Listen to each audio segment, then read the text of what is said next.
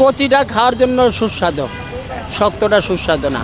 এখন তাল কিনা আনি বড় আয়া বিচি খুঁজা পাই না, তখন আমাদের ঘাটতি।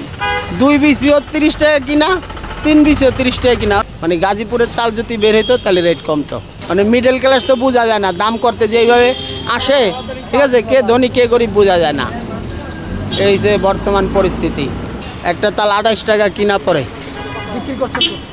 বিক্রি 35, 40, 30 কোয়ালিটি বুঝা।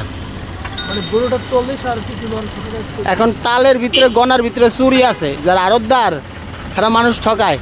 2 বিচিও 30 টাকা কিনা, 3 বিচিও 30 টাকা কিনা, এটা আমার ঘাটতি।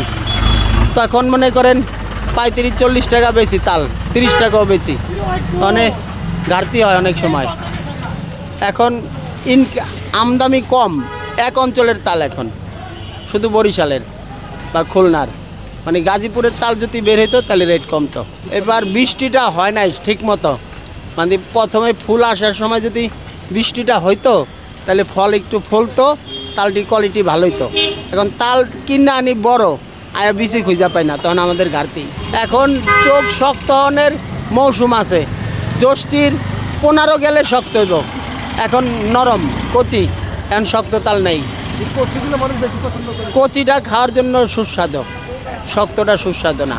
ওই যে আমার এক ভাই এক লগে 4 তাল খাইলো, কোয়ালিটি ভালো দেখেই তো খাইছে। অনেকেই তো কয় ফরমালিন, কিন্তু তালে তো ফরমালিন দেওয়ার পদ্ধতি নাই বিচির ভিতরে, ঠিক আছে, পদ্ধতি নাই। মানে সংসার ছেলেমেয়ের খরচ চালাইয়া কয় টাকা ইনকাম এটা হিসাব করতে পারি না। এই তাল হলো সদরঘাট থেকে আনছি, বরিশালের তাল।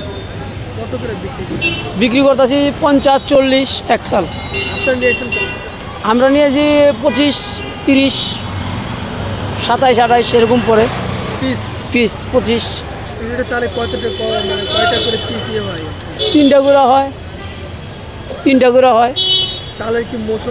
হ্যাঁ, তালের মৌসুম এখন না। এবার রোদের কারণে সব ফলের সংখ্যা কম আছে, চাহিদা আছে মোটামুটি, খারাপ না, ভালো চাহিদা।